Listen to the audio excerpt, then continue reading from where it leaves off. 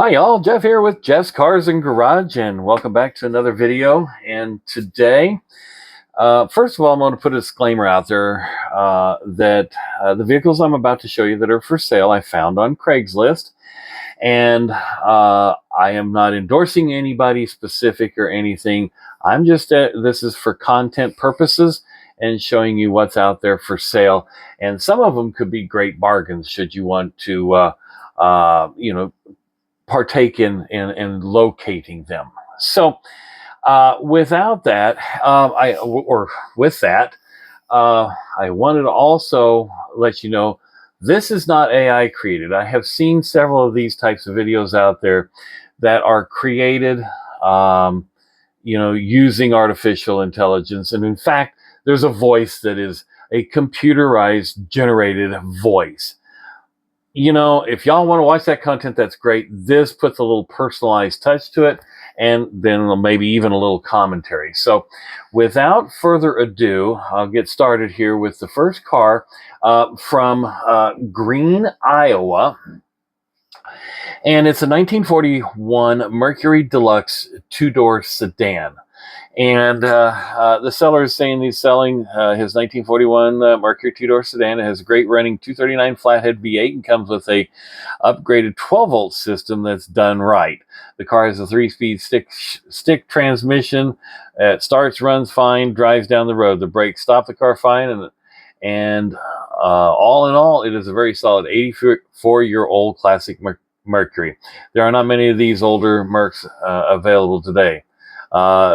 He sanded the car down and it has it kind of ready to paint. And as you can see by the pictures, there's probably still a little bit more prep work to do. So there you have it, a 1941 Mercury for $8,000 in Green, Iowa. The next on the list has been posted a few days. I don't know if it's sold, but at the time of these listings, they are available, and these are all on Craigslist. This is a 1985 Chrysler LeBaron convertible out of Norfolk, Nebraska, and it's Norfolk is how they pronounce it up there. So if you happen to talk to them, it's spelled Norfolk, but they call it Norfolk, Nebraska. This is a 1985 Chrysler LeBaron convertible for $6,500, and it's the Mark Cross edition with a 2.2-liter 4-cylinder turbo engine, automatic transmission, electric windows, or power locks, windows, driver's seat, and convertible top like new. AC blows cold, leather and vinyl interior. Recently replaced, new white wall tires, paint and body are in great shape. Car is very clean underneath as well. The odometer reads 192,000 miles. True miles are unknown. So there you go. Next on the list is out of Springfield, Missouri. And this one is a rare car. This is what is known as the Mercedes Pagoda. They're listing their mom-in-law's 1969 Mercedes-Benz 280 SL convertible hardtop automatic transmission, and is in okay condition. And they're asking $9,000. I believe they are underpriced on this. This car, by the time this video comes out, is probably going to be gone. This car's been sitting for over 8 years. She purchased this vehicle in 1970. One owner has had since new. She really took care of it and always maintained, always serviced on time, but due to old age and health issues, she is no longer able to take care of the take care of it. Keep in mind, it does not start. Don't know the issue. Can be something small or something major. It's just sitting, and we are getting ready to list the property, and everything must go. They're asking $9,000, and it's a Maryland title in hand.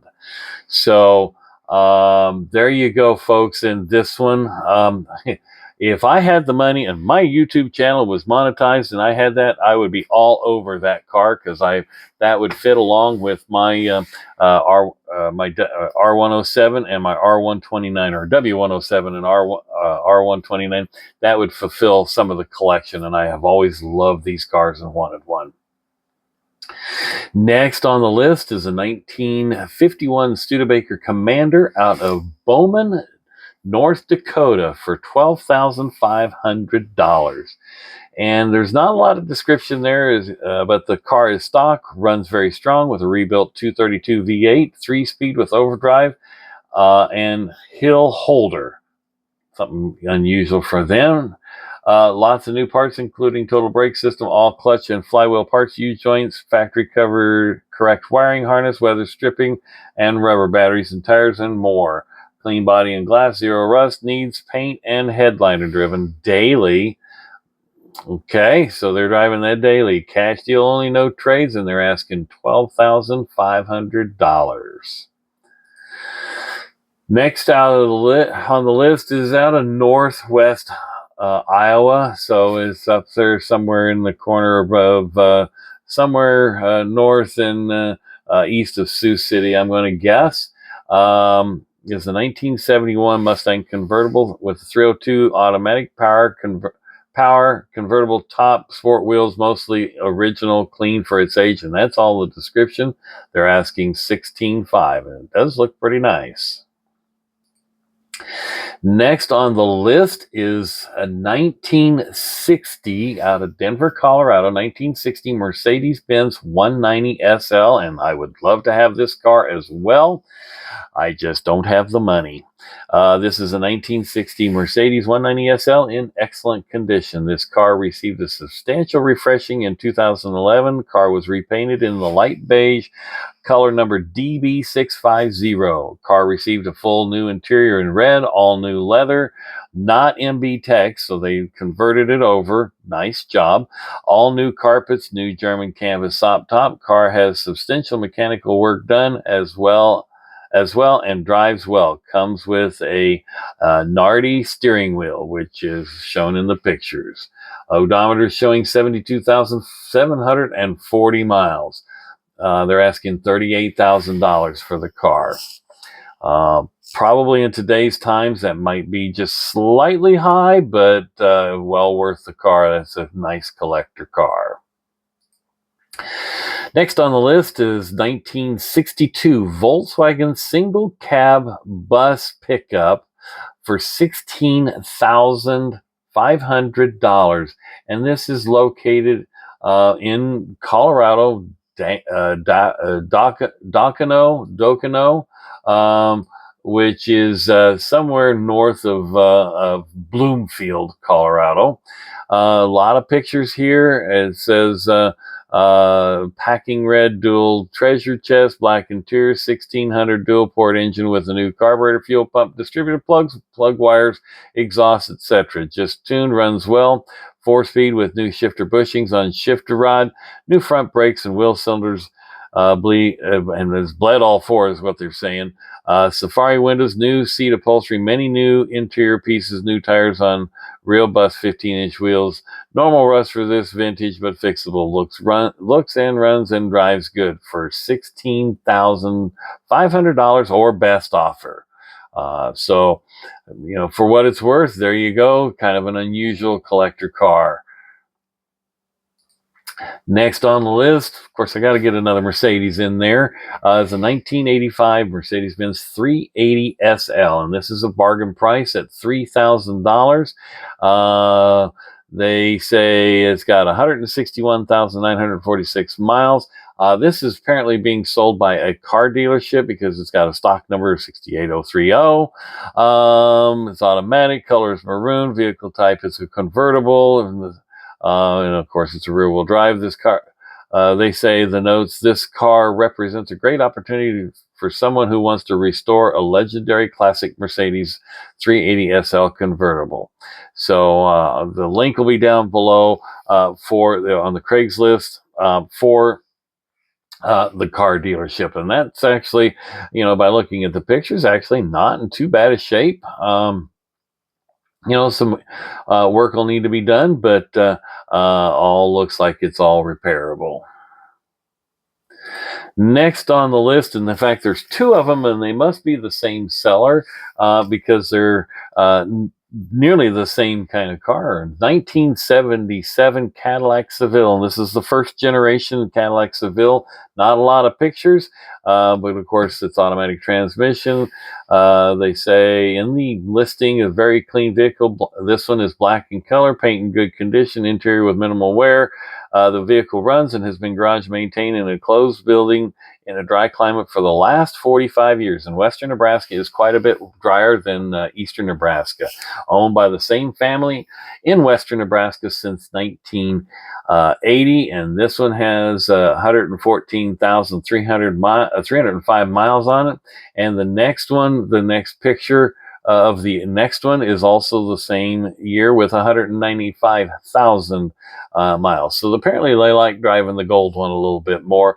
And I guess I believe it's probably owned by the same, or they're being sold by the same person. So you have two of them, both for $1,750 each.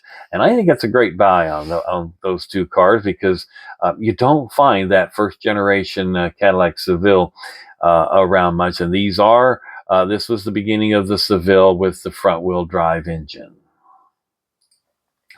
Next on the list is from Oxford, Kansas, I believe. Yes, Oxford, Kansas, which is in southern Kansas between Wellington and Winfield, Kansas.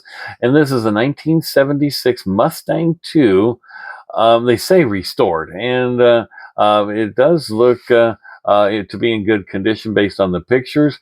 The seller says it belonged to my wife when she was in college in the 1980s.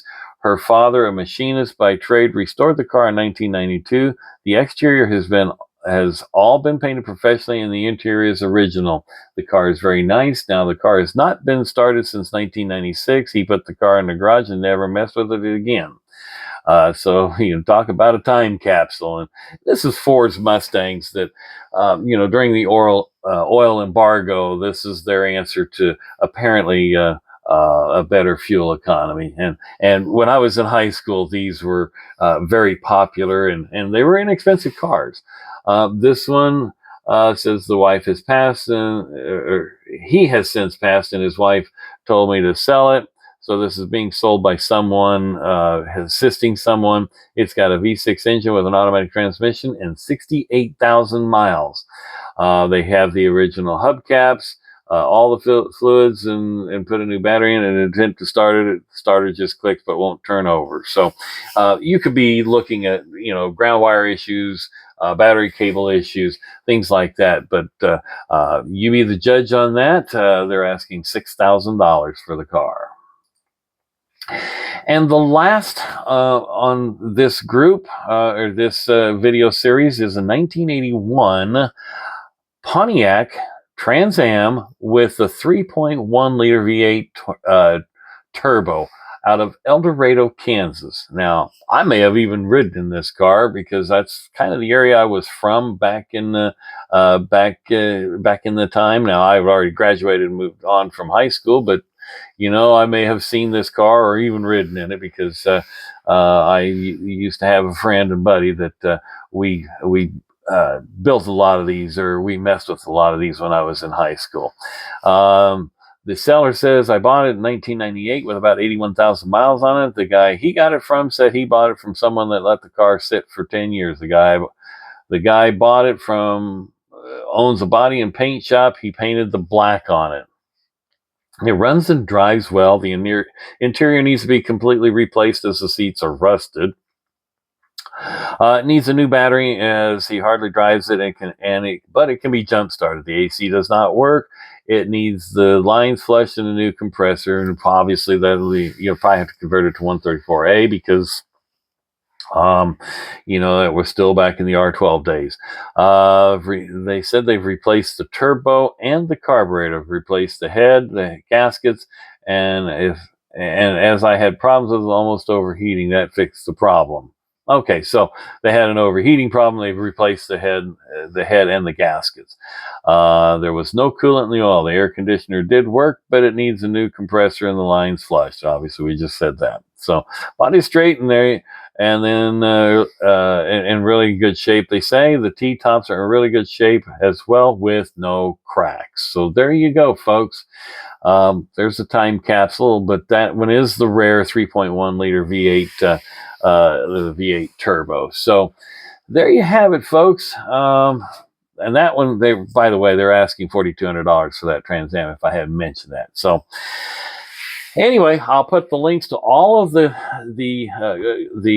Craigslist ads there. And again, I'm focusing on Craigslist. There's no AI involved in this. Obviously, this is my voice. And so I hope you enjoy some of the content, because there are getting to be some bargains out there. And I wish I had the money. Times are getting tough. There's I follow marketplaces a lot as well, and there's a couple cars down in the Kansas City area I would like to get my hands on too, but I just can't afford them. I wish I had, I wish my bank account was in a little bit better shape, but times are tough, and some of you that watch this channel, I'm assuming that you're probably in the same boat. I'm going to have another video out sometime soon, because I have some predictions of what the car market's going to be like over the next 3 to 6 months, and quite frankly, folks, I think it's going to get ugly before it gets better. So keep watching on that, and because we'll see if my predictions are going to hold true. So thank you for watching. If you like this, give me a thumbs up, something, because I want to continue to bring you content that you may be interested in. Have a great day. Again, thank you for watching.